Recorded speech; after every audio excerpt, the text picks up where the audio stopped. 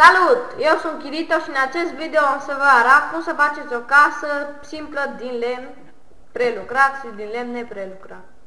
Da, să începem. Mai întâi începem să punem lemnul neprelucrat. 1, 2, 3, 4, 5, 6, 7, 8, 9, 10, 11, 12. O să punem așa 12. Și așa, să vedem. Aici 3, 4, 5, 6, 7, 5, 1, 2, 3, 4, 5. Așa, 5, aici o să fie ușa. Aici puneți lemn așa, să fie mai frumos. Bun, punem ușile. Și aici așa punem 1, 2, 3, lăsăm 3, 1, 2, 3, 2, să dau sonorul mai încet, puțin că n-a s-aude prea tare. Așa, 1, 2, 3, 4, 5, 6, 7, 8, 9, 10, 11, 12. Așa. Așa. Așa. Aici jos. Așa. Și așa.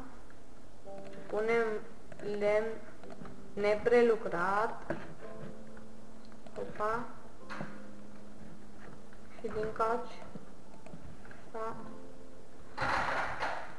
Apoi aici facem înălțime de 4. 3, 4. 1, 2, 3. Așa e bine. Da? În loc de astea puneți de astea neprelucratele. Da? Și din caci 2.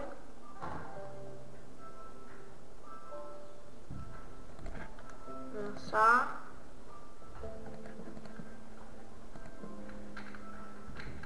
Așa. Și aici mă puneți. Bun, acum să facem pereții.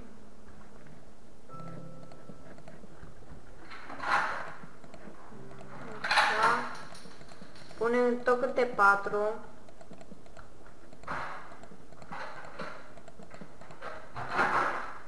Aici punem așa. Așa. Așa.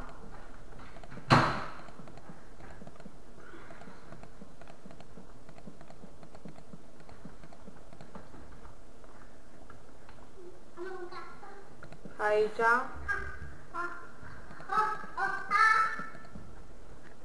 Așa.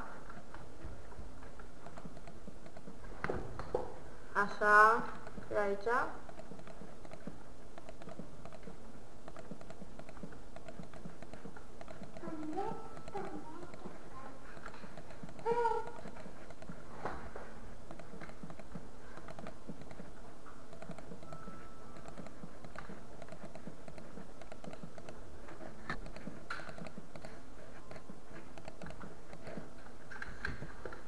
Bun, acum punem și geamurile astea.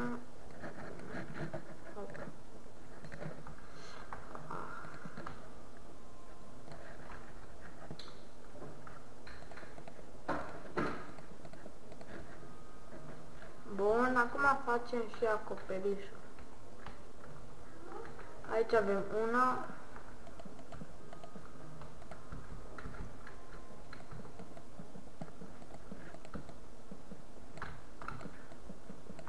Bun, punem 2 rânduri tot așa și apoi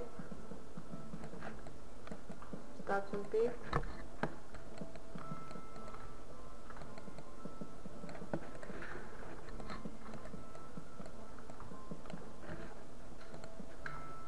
Așa, 1, 2,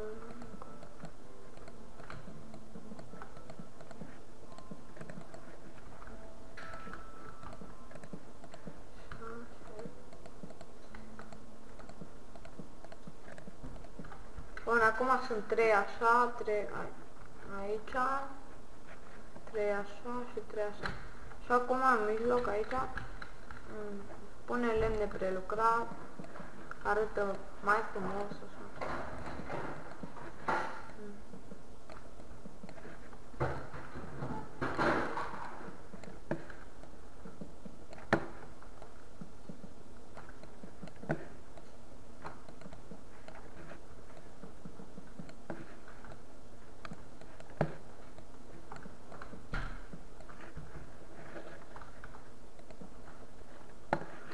Bun, și aici mai punem niște torțe ca să arate mai frumos.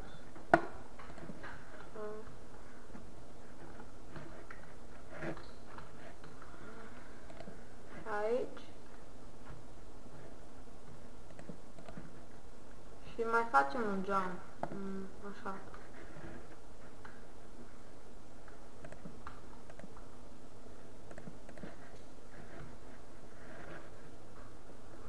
Bun.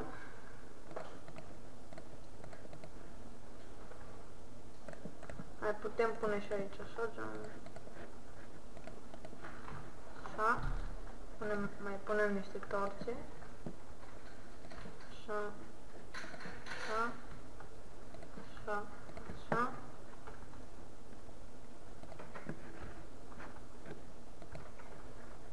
Bun. Și asta e casa.